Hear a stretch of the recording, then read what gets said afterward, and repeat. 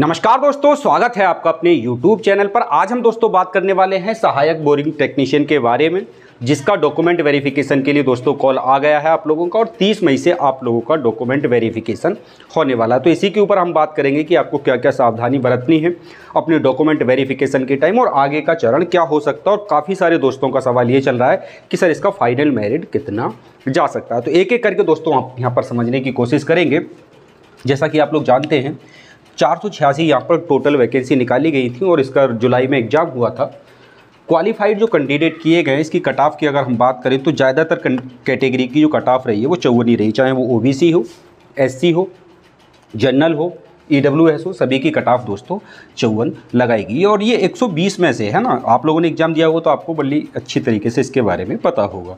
ST की cut off यहाँ पर थोड़ी सी कम गई है, 41.75 गई है और फीमेल की कट ऑफ 35.75 के आसपास गई है। एग्जिट है, आसपास नहीं है ये। तो 120 में से दोस्तों कट ऑफ तो काफ़ी कम गई हुई है, क्योंकि यहाँ पर आपका आईटीआई मांगा जाता है। तो जब जहाँ फिल्टर लग जाता है जिस वैकेंसी में, उसकी कट ऑफ ऑब्वियस सी बात है बिल्कुल कम जाती है। 30 मई से दोस्तों आपका डॉक्यूमेंट वेरिफिकेशन होना है। 30 मई से लेकर के 16 जून तक आपका डॉक्यूमेंट वेरिफिकेशन होगा और प्रत्येक शिफ्ट में यानी कि एक दिन में 200 बच्चों का डॉक्यूमेंट वेरिफिकेशन कराया जाना है ना। तो पहली शिफ्ट में 100 बच्चों को बुलाया जाएगा और दूसरी शिफ्ट में भी 100 बच्चों को बुलाया जाएगा। तो आप अपना लेटर वगैरह निकाल लेना, जो एडमिट कार्ड वगैरह है आप अपना, और जो भी ज़रूरी डॉक्यूमेंट्स हैं जो आपको फिल करके लेकर के जाने हैं वो सब यहाँ पर आपको निकाल लेना है, लेटर वगैरह। अब आपको साथ में क्या क्या लेकर के जाना है, हालांकि ये सब नोटिफिकेशन में बता दिया गया है आपको कि आपको साथ में क्या क्या लेके जाना है। इसकी मिनिमम योग्यता दोस्तों 10th थी और इसी के साथ इसमें ITI मांगा हुआ था, है ना। ITI अलग अलग ट्रेड में यहाँ पर ITI मांगा गया है। तो 10th की मार्कशीट और ITI का फाइनल मार्कशीट आपको लेकर के जाना है, यानी कि पहले साल में अगर मार्कशीट मिली तो वो भी, दूसरे साल में, और जो उसकी सनद वगैरह जो भी आपको मिलती है वो सब आपको लेकर के जाना है। साथ ही साथ आपको एक ID भी लेकर के जानी होगी यहाँ पर, है ना। एक ID के तौर पर आप अपना मूल निवास लेकर के जाएंगे, है ना, जिससे कि पता चलेगा कि आप यूपी के रहने वाले हैं। अगर यूपी से बाहर के रहने वाले हैं आप तो फिर जनरल में काउंट कर लिए जाएंगे। तो मूल निवास लेकर के जाना है आपको, है ना। अगर आप रिजर्वेशन लेना चाहते हैं, अगर कोई आपकी SC ST वगैरह कैटेगरी है, OBC वगैरह, तो आपको अपना जाति प्रमाण पत्र भी यहाँ पर लेकर के जाना होगा, ठीक है ना। कास्ट सर्टिफिकेट भी आपको यहाँ पर लेकर के जाना होगा। साथ ही साथ आपको कम से कम 8 फ़ोटो लेकर के जाने होंगे, है ना। और इसी के साथ आपको अपना एक आधार कार्ड भी लेकर के जाना होगा। तो ये तो डॉक्यूमेंट्स हो गए दोस्तों जो आपको लेकर के जाने, और साथ ही साथ आपको वो डॉक्यूमेंट्स भी लेकर के जाने, वो सारे लेटर लेके जाने हैं जो वेबसाइट से आप डाउनलोड करके उनको फिल करके लेकर के जाएंगे। तो इतनी चीज़ों का दोस्तों आपको ध्यान रखना पड़ेगा डॉक्यूमेंट वेरिफिकेशन में। इन चीज़ों को आप लेकर के जाइए, क्योंकि इनमें से कोई भी चीज़ कम हुई तो फिर बाद में आपको चक्कर काटना पड़ेगा, वो चीज़ अच्छी नहीं रहेगी। इतनी बात आपको क्लियर हो जाती है। चलिए, डॉक्यूमेंट वेरिफिकेशन आपको समझ में आ जाता है। फाइनल मेरिट के ऊपर बात करें दोस्तों तो कि कितनी इसकी कट ऑफ बढ़ सकती है, तो यहाँ से समझने की कोशिश करिए। यहाँ पे टोटल वैकेंसी जो थी 486 थी और बच्चे क्वालिफाई किए गए 2832। कहने का सेंस ये हुआ लगभग 6 गुना के आसपास दोस्तों ये कैंडिडेट क्वालिफाई यहाँ पर किए गए। तो 6 गुना में से लेना तो इनको एक ही गुना है ना। 5 गुना बच्चों को तो क्या करना है, बाहर करना है। अब क्या होगा कि इसमें से बहुत सारे बच्चों को कहीं दूसरी जगह सिलेक्शन हो गया होगा, रेलवे वगैरह में हो गया होगा किसी का, या किसी अच्छी जॉब में हो गया, तो हो सकता है कि कुछ बच्चे डॉक्यूमेंट स्किप करें। और हर वैकेंसी में बच्चे डॉक्यूमेंट वेरिफिकेशन को स्किप करते ही हैं, चाहे 10% करें या 20% बच्चे करें। तो यहाँ पे जो बच्चे बचेंगे डॉक्यूमेंट वेरिफिकेशन के बाद, उसके बाद आपकी फाइनल मेरिट बनेगी। तो जो कट ऑफ आपको 54 यहाँ पर दिखाई दे रही है, जो भी दोस्त OBC, जनरल और EWS के कैंडिडेट हैं, लगभग वो 58 और 60 के बीच में दोस्तों हैं, है ना। अगर कट ऑफ बढ़ती है तो, अगर मान के चलो यहाँ पे 2000 बच्चे भी डॉक्यूमेंट वेरिफिकेशन में पास हो गए, फिर भी तो इनको बच्चे निकालने 1500 प्लस बच्चे यहाँ पर बाहर जाएंगे, तो कम से कम हम मान के चलें दोस्तों फाइनल मेरिट के लिए आपके 58 से 60 के बीच में अगर नंबर बन रहे हैं, है ना। मैं यहाँ पे लिख देता हूँ, किसी भी कैटेगरी में अगर आप आ रहे हैं 58 से 60, क्योंकि सभी की कट ऑफ यही है ना।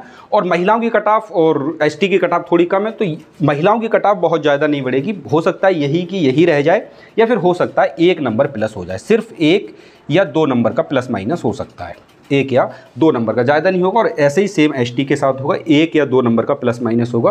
प्लस माइनस का जो ज़्यादा चांस बनेगा वो बनेगा आपका जनरल, OBC, EWS वाली कैटेगरी के ऊपर। तो 58 से 60, मतलब कहने का मेरा मतलब ये है 54 से 60 के बीच में अगर आप हैं, है ना, क्योंकि 54 आपके हैं तभी आप मेरिट में आए हैं। 54 से 60 के बीच में अगर आपके मार्क्स बन पा रहे हैं तो दोस्तों आप फाइनल मेरिट में आ जाएंगे। मतलब फाइनल रिजल्ट जब आएगा तो आपका नाम PDF में होना चाहिए। साथ ही साथ बात कर लेते हैं दोस्तों, देखिए इसका मेडिकल किस तरीके से होता है। काफ़ी सारे दोस्तों का सवाल ये था कि जब फाइनल मेरिट आप लोगों की आ जाएगी, है ना, फाइनल मेरिट आने के बाद ही आपका मेडिकल कराया जाएगा। और आपको पता है UPSSC के पास अपना कोई पैनल नहीं है जो मेडिकल करता हो। जैसे आर्मी के पास अपना एक पैनल है ना, वो खुद का मेडिकल कंडक्ट कराती है। यूपी पुलिस के पास अपना पैनल है जो डॉक्टरों को बुला करके मेडिकल कराया जाता है, आयोग में ही कराया जाता है, ठीक है ना, पुलिस आयोग में, और उधर आर्मी में कराया जाता है। लेकिन UPSSC के पास दोस्तों ऐसा कोई पैनल नहीं है जहाँ पे ये लोग अपना मेडिकल कराते हैं। तो ये मेडिकल जो कराते हैं वो डिस्ट्रिक्ट हॉस्पिटल में कराते हैं। कहाँ कराते हैं? डिस्ट्रिक्ट हॉस्पिटल में कराते हैं। जो भी आपको डिस्ट्रिक्ट अलॉट होगा, जो एक लेटर आपको मिलेगा और आपको उसमें लिखा होगा कि आप अपने डिस्ट्रिक्ट हॉस्पिटल में जाकर के अपना मेडिकल रिपोर्ट बनवा के लाएं और उसको आयोग में जाकर के सबमिट करें। बहुत बड़ी बात नहीं होती है। डिस्ट्रिक्ट हॉस्पिटल में कैसे बनता है आप लोग सभी जानते हैं, CMO ऑफिस से बनता है ना, जो ज़िले में CMO ऑफिस बैठता है वहाँ से ये इसी की मोहर लग करके ही बाहर आता है।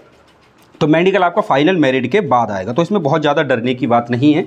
अगर आपको इसमें कोई फोर्स वगैरह की जॉब तो है नहीं, पैरामिलिट्री फोर्स तो ये है नहीं, कुछ पुलिस वगैरह की नौकरी भी नहीं है, तो इसमें बहुत नॉर्मल सा मेडिकल होता है। आपकी आंखें नॉर्मल चेक हो जाती है, एक एक्सरे हो जाता है यहाँ तक का, ये सारी चीज़ें दोस्तों यहाँ पर हो जाएंगे। बहुत नॉर्मल होता है, इससे आपको डरने की कोई आवश्यकता नहीं है। PH की यहाँ पर कोई वैकेंसी दोस्तों नहीं, मतलब PH की कोई मेरिट ही नहीं है, क्योंकि यहाँ पर कोई वैकेंसी थी नहीं।